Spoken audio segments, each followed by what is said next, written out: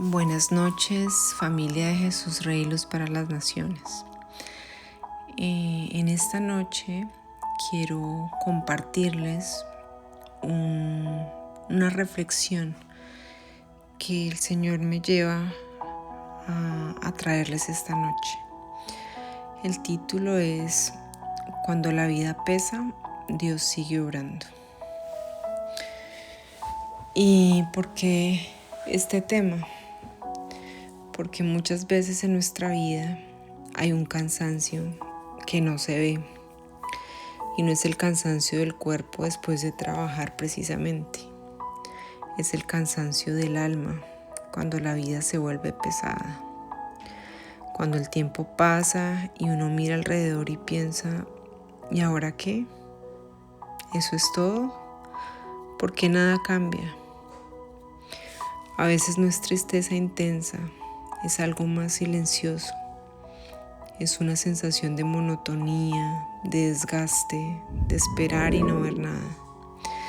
Y lo más difícil es que muchos nos sentimos culpables por sentirnos así. Pero la Biblia está llena de hombres y mujeres que también atravesaron temporadas de peso interior. Y Dios nunca se escandalizó de ello. Y Él no se escandaliza de nuestro cansancio. Al contrario, Dios se acerca a él. Vemos el caso de Elías, cuando después de la victoria vino un vacío para su vida. En Primera de Reyes 19, Elías vemos que acaba de vivir uno de los milagros más impresionantes del Antiguo Testamento, que es cuando el fuego cae del cielo y el pueblo reconoce a Dios. Y sin embargo, al capítulo siguiente lo encontramos debajo de un enebro diciendo, basta ya, quítame la vida. Vemos ese contraste del monte al desierto y del fuego al agotamiento. Y esto nos enseña algo profundo, y es que las experiencias espirituales no nos hacen inmunes al desgaste emocional. Aquí Elías no estaba pecando, estaba agotado, estaba solo, estaba saturado. Y debemos ver cómo Dios responde, porque Él no lo corrige, no lo reprende, no le da un sermón, sino que le da descanso, le da alimento y le permite dormir. Y a veces el cuidado de Dios comienza en lo simple, en lo sencillo, en restaurar nuestras fuerzas, en atender el cuerpo, en sostenernos el corazón. Y luego en un susurro suave Dios nos recuerda que no estamos solos. Cuando la vida pesa, muchas veces el problema no es la ausencia de Dios, es la distorsión de nuestra percepción. Pensamos que nada está pasando, pero Dios ya está obrando más allá de lo que vemos. Otro ejemplo es el caso de Moisés. Fue un líder que dijo en algún momento como no puedo más.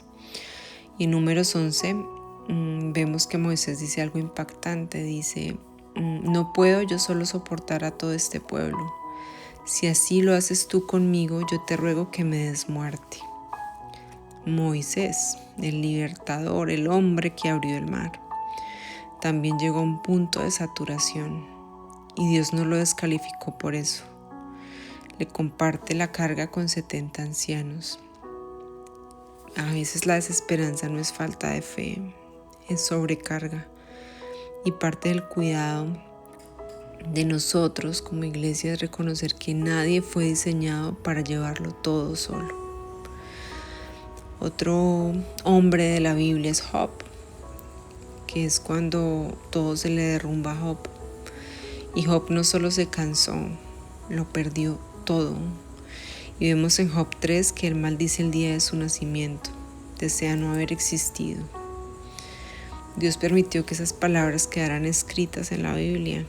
¿Y por qué? Nos preguntamos. Porque el dolor expresado delante de Dios no es rebeldía, es relación. Job no entendía lo que estaba pasando, pero nunca dejó de dirigirse a Dios. Y al final, aunque no recibió todas las explicaciones, recibió algo más profundo, una revelación más clara de quién era Dios. A veces la esperanza no viene en forma de respuestas, viene en forma de la presencia del Dios mismo. Vemos otro caso de una mujer, como lo fue Ana. Tuvo años de oración sin respuesta. Y en 1 Samuel 1 vemos que dice que Ana iba cada año al templo y que cada año lloraba y cada año volvía sin el hijo que tanto anhelaba. Entonces imaginémonos el peso acumulado de orar por años y no ver fruto. La Biblia dice que su alma estaba amargada, pero un día ella derramó su corazón completamente delante del Señor. Y no fue tal vez una oración elegante, fue una oración honesta. Y algo cambió antes de que el milagro llegara. Dice que después de orar no estuvo más triste. La circunstancia no había cambiado, pero el corazón sí. Y muchas veces Dios transforma primero nuestro interior antes de transformar el exterior. Vemos también a Jeremías, que fue el profeta que se frustró. En Jeremías 20, versículo 14, él expresa, maldito el día en que nací. Y vemos que Jeremías obedeció, predicó, fue fiel y casi nadie escuchó. Hay un cansancio especial en hacer lo correcto y no ver resultados.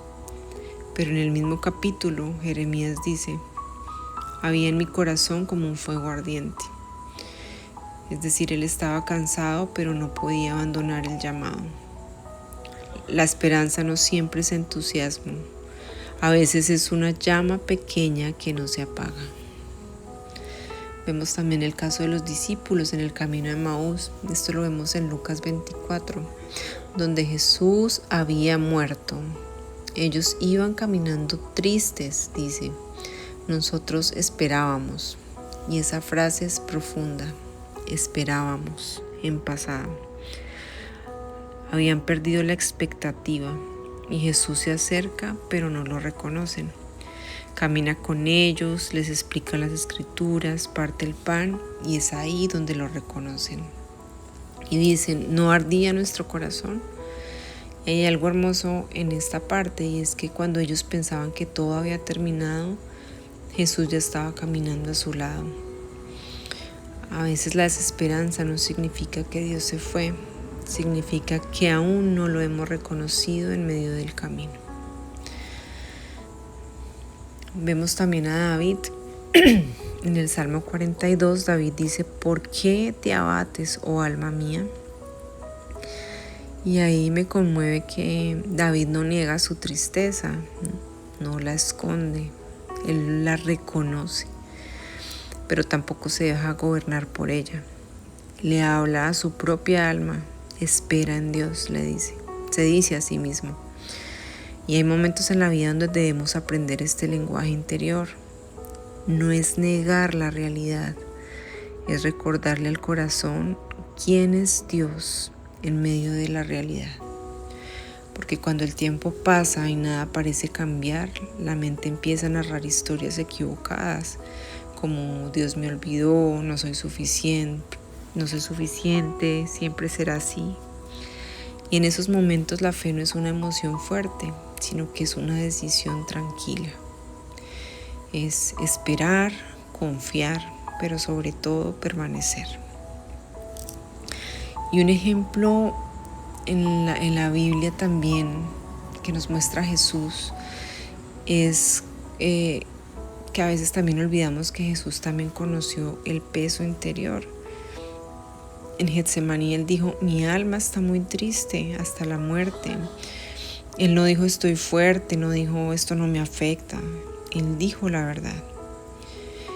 Y algo que debemos entender en esta noche es que la vida cristiana no consiste en negar el dolor, consiste en llevarlo al Padre. Jesús oró en su angustia, él no huyó, no anestesió el sufrimiento, no se aisló, se postró.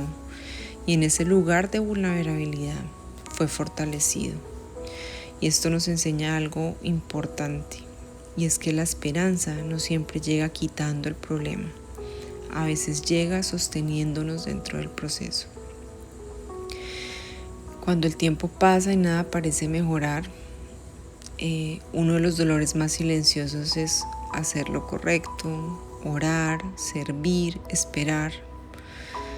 Y pues muchas veces no se ven cambios inmediatos, pero Gálatas 6:9 nos dice que no nos cansemos de hacer el bien, porque a su tiempo segaremos. Y ahí hay un a su tiempo, y ese tiempo casi nunca coincide con el nuestro. El crecimiento más profundo ocurre en lo oculto, como en el caso de las raíces de los árboles. Nadie aplaude a las raíces, pero sin raíces pues no hay fruto. Y tal vez esta temporada no es de fruto visible, tal vez es de profundidad, y la profundidad duele un poco. A veces no es que todo esté mal, es que el alma perdió asombro, la rutina a veces apaga la sensibilidad, el exceso de responsabilidades que adormecen como la esperanza, pero el propósito no se pierde porque no lo sientas. Dios no deja de trabajar porque tú no percibas movimiento. Isaías 40 nos dice que los que esperan en el Señor renovarán fuerzas. Ahí no dice que no se cansarán, dice que renovarán. La vida con Dios no es ausencia de cansancio, es presencia de renovación. Por esto, si hoy sientes que la vida pesa, eso no significa que Dios esté lejos, ni que tu fe sea débil, ni que hayas fracasado. Significa que eres humano y en tu humanidad Dios se acerca con ternura. A veces esperamos que Dios nos levante con un milagro espectacular, pero muchas veces Él nos levanta con pequeñas dosis de gracia diaria, un día a la vez, una oración sincera, un paso pequeño, y sin darnos cuenta, un día miramos atrás y descubrimos que no nos rendimos y que Dios nos sostuvo todo el tiempo. Por esto esta noche quiero decirte algo, y es que no tomes decisiones permanentes en temporadas temporales, que no interpretes el silencio como abandono, que no confundas lentitud con ausencia, porque Dios está trabajando incluso cuando no lo sientes. Si hoy el alma pesa, quédate, permanece, respira, ora sencillo y descansa en Él. El mismo Dios que sostuvo a Elías en el desierto, que escuchó a David en su angustia, que fortaleció a Jesús en Getsemaní, es el mismo que hoy te sostiene a ti y a mí. Y aunque el tiempo pase, la gracia también camina contigo y conmigo. Todavía hay esperanza. Tal vez el tiempo ha pasado y sentimos que seguimos en el mismo lugar, pero Dios no mide el progreso como nosotros. Él trabaja en profundidad. Si hoy el alma pesa, no significa que Dios te abandonó. Puede significar que te está formando. El mismo Dios que sostuvo a Moisés, que escuchó a Ana, que restauró a Job, que caminó con los discípulos y que levantó a Jesús de la tumba, es el Dios que hoy nos sostiene.